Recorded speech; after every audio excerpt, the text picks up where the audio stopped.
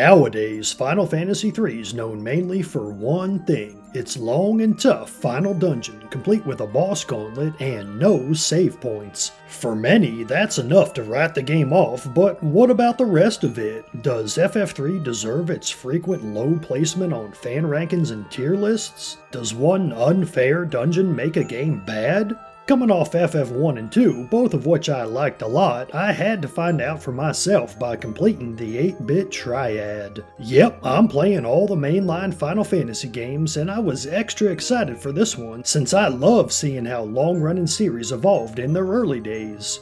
Final Fantasy III didn't make its way west until 16 years after its Famicom debut with the Nintendo DS remake. That's the version I chose, though I've researched the original for comparison. Major differences include the 3D visuals, stat rebalancing, especially for bosses, and a few quality of life features. Otherwise, it's a surprisingly faithful remake, and I'm comfortable calling it the definitive version for modern players. I'm a fan of its chibi art style, and the updated music shines, especially in headphones. And let's start there. After the first couple Final Fantasy soundtracks impressed me, especially FF2's, this third entry did not let me down. Early town themes are appropriately soothing, late-game dungeon tracks are epic, and the battle theme is another instant classic with its catchy counter melodies and hopeful notes of brass, and it's short too, which fits the game's pace. Man, I've got to rank the series' battle themes one day. As for boss battles, this one's my personal favorite, and anyone who hasn't played FF3, go listen to it.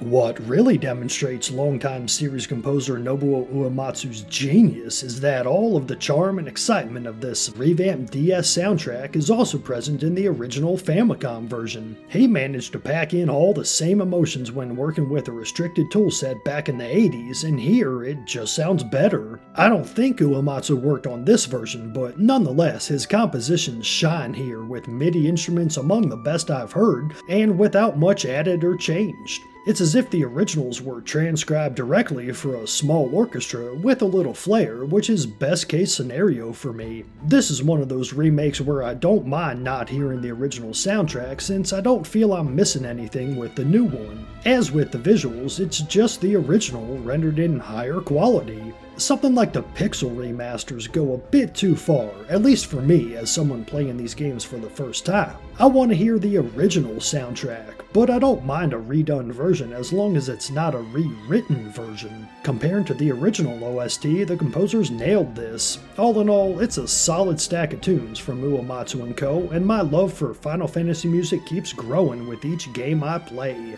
Music aside, in many ways Final Fantasy III feels like a reimagining of the first Final Fantasy.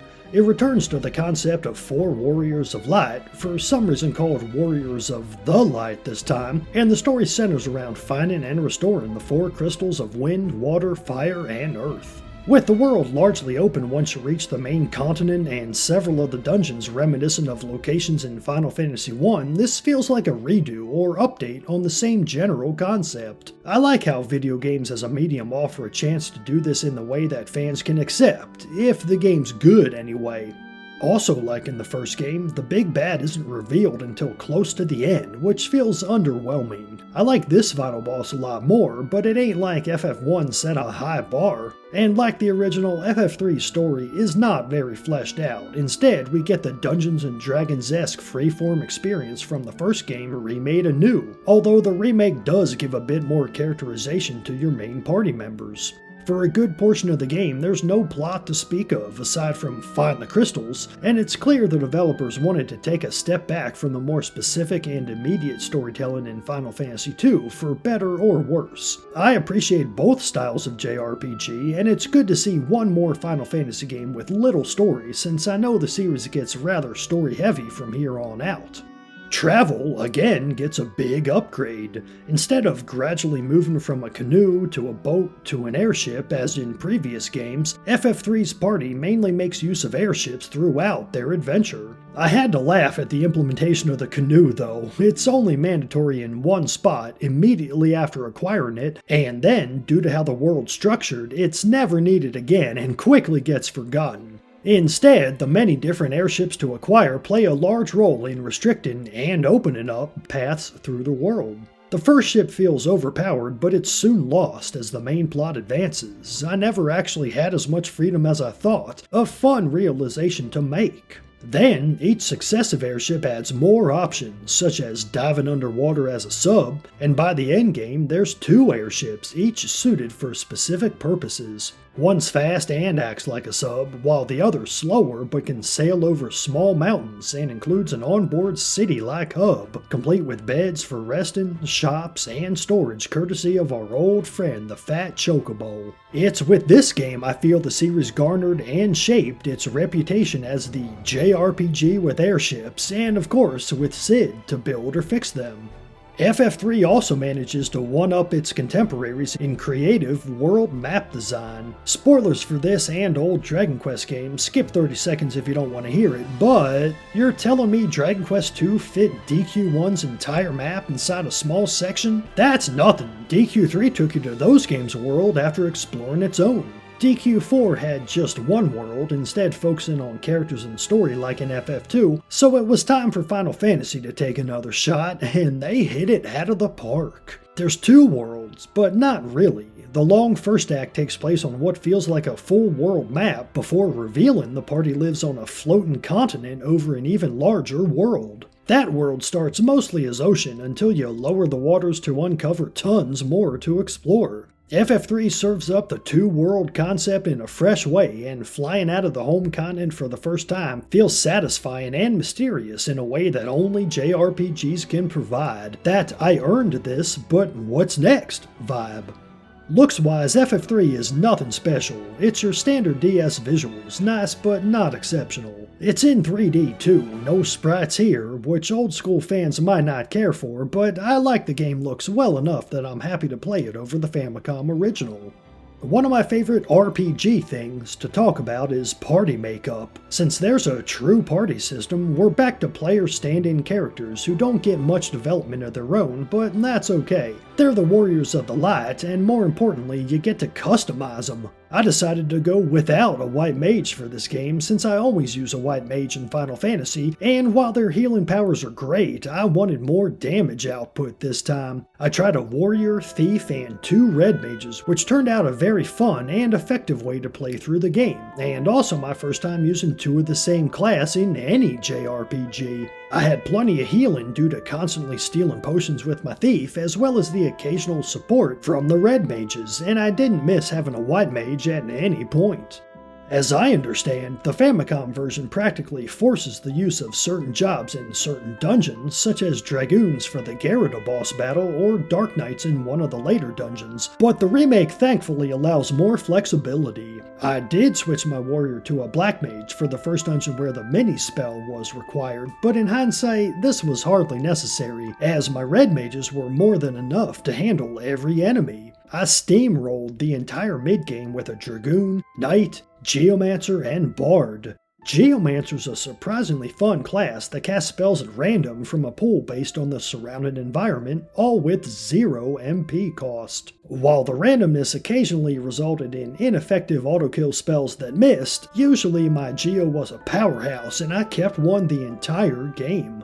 The Bard is another unique class, perhaps closest to a dancer class in a game like Final Fantasy X-2 or similar random support characters. He uses harps, which don't deal much damage, but instead allow him to cast various party-wide effects at the start of every turn. That means the Bard always goes before everyone else on the field, even enemies, so it's a good way to get a guaranteed haste up or heal off. Money and potions were plentiful by this point, so I had no need for curing outside of battle, and my party's HP stats were still low enough to where high potions were still okay for emergency healing in battle. I still didn't miss having a white mage in the mid-game thanks to my trusty Bard.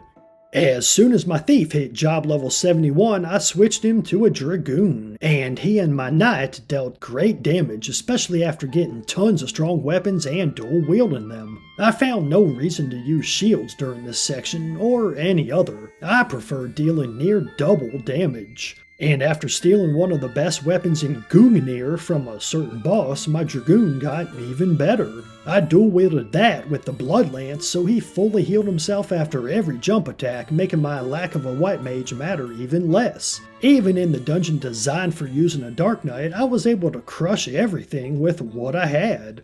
I also tried out the Scholar, an interesting job that doubles item effects, including items that deal elemental damage to enemies, which I had plenty of thanks to stealing all game with my Thief. It's essentially another class who can cast spells for free, and along with the Geomancer, I had a lot of fun not having to worry about MP for most of the game. That's something I never thought I'd write about Final Fantasy.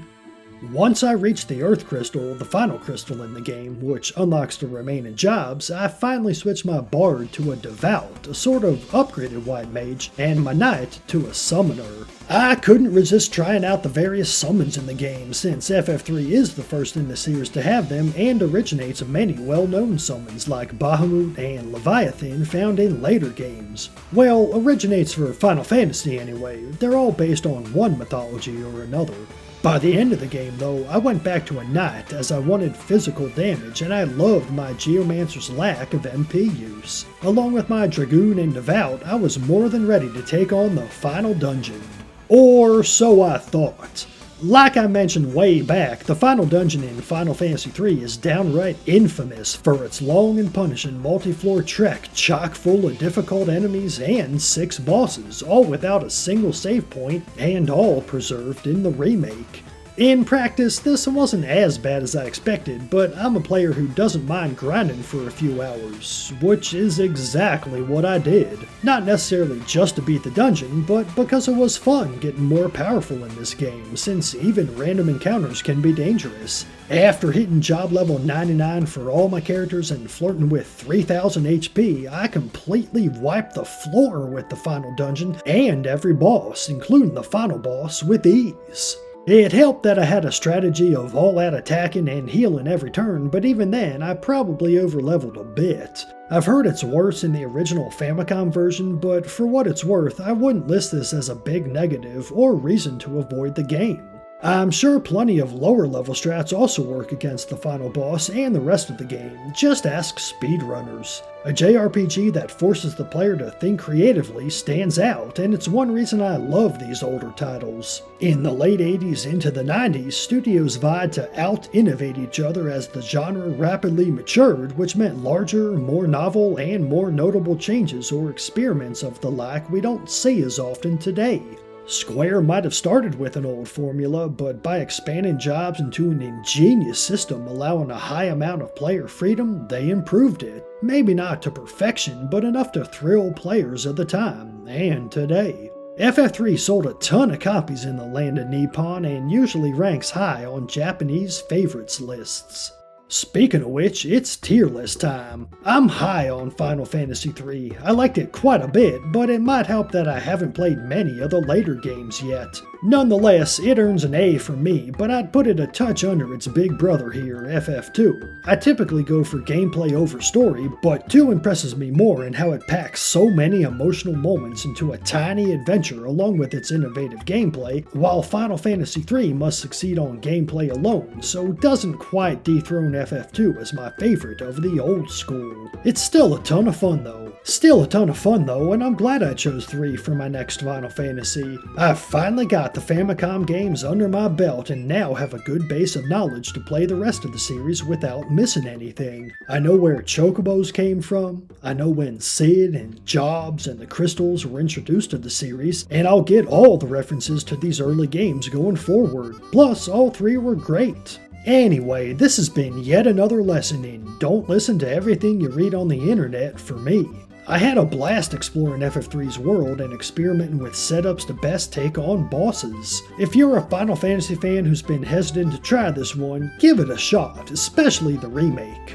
For my next Newcomer's perspective, it's time to start jumping around the series once again. I'll be covering Final Fantasy XIII and XIII-2, which I already made videos on shortly after playing them, so I'll summarize my thoughts on both in what'll likely be a shortened video. Look out for all that soon, and thanks for watching. Let me know your thoughts on FF3 in the comments. Leave a like for that algorithm, subscribe for future Final Fantasy Newcomers perspectives, and have a blessed day.